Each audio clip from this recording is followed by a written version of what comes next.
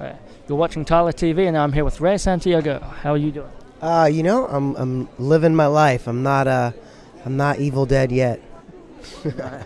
So, you're Pablo in Ash vs. Evil Dead. How did you get that role? I auditioned in Los Angeles for Sam Raimi, the guy who created this whole thing, and he liked me. He thought I'd do a good job at playing Pablo and being a wimp in front of Deadites, and he said I was the heart of this situation, and so I'm just here to make people fall in love with Pablo and the Evil Dead franchise.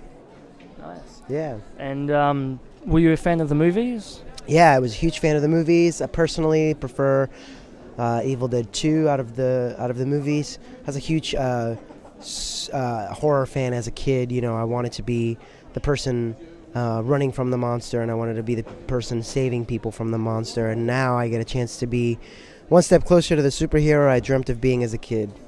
Nice.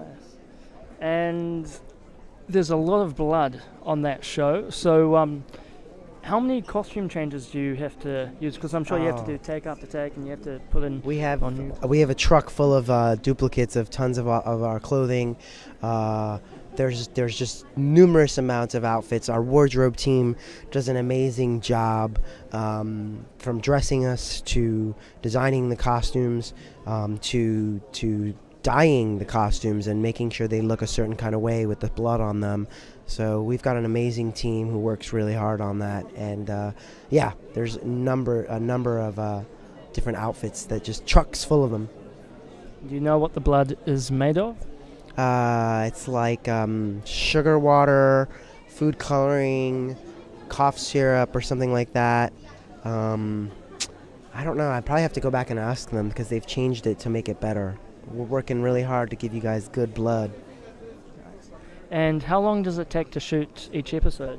Usually takes, last week we shot each episode in first episode was 22 days, then we jumped down from shooting one episode in 22 days to shooting it in 5 days. Wow. So we shot every episode in 5 days, now we're shooting every episode in 6 days. Nice. And do you do a lot of improvisation? Yep, tons of improvisation when there's room for it.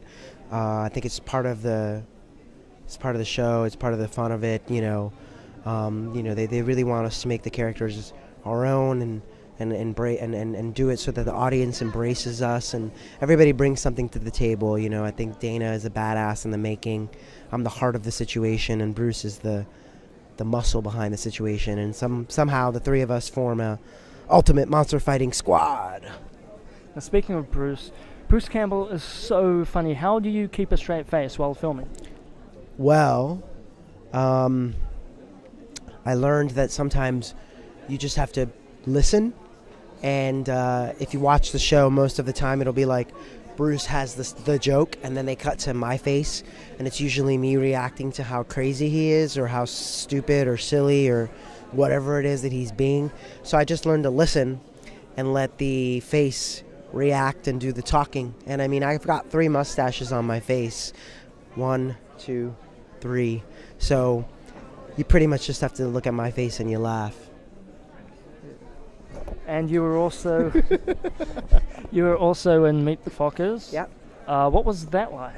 I was a kid. I was 19 years old, but I was working with some really great people: Robert De Niro, Dustin Hoffman, who welcomed me into Hollywood and taught me a lot. And it sort of just prepped me for this job. 10 years later, I ended up on this show.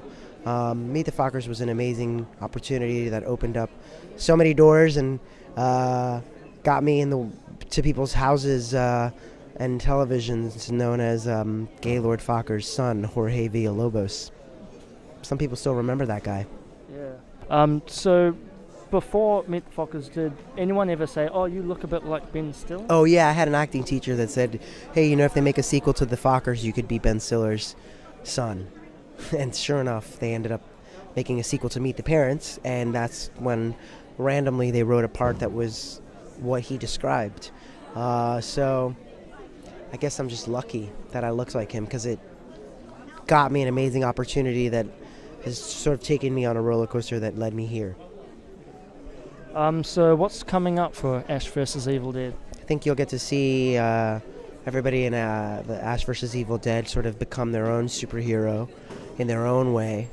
I think a lot of the seeds that were planted last year are going to grow and turn into other things. So if you watch the season and you pay attention to some of the things that happen, you'll see how they will sort of follow through with those things, and we're going to continue to become the ultimate monster fighting squad that we were always meant to be.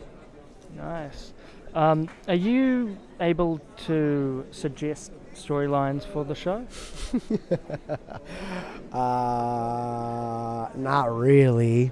I love it. You're ruthless. Coming over to the booth, trying to get all the good stuff. What can I tell you? I'm going to say Pablo gets to be bloody. Pablo may or may not get the girl. And, I mean, you never know on this show. You just never know. I mean, like, people die. So I don't even know, because I don't even know what happens. I mean, I don't know what the scripts... I have, like, the first and second script, but I have no idea what's coming. So you never know. It could be the end for Pablo. Hopefully not. Could be. You never know. I mean, you could become a Deadite and kill some people. I mean, you just never know. I mean, I've got my fingers crossed because I think he's a good guy and he's going to figure out a way to stay alive. But as you saw last year, poor Amanda Fisher, you know, so you just never know. Time. You got to go. Awesome. All right. Cool. Well, thanks so much. Pleasure, man. Good to meet you.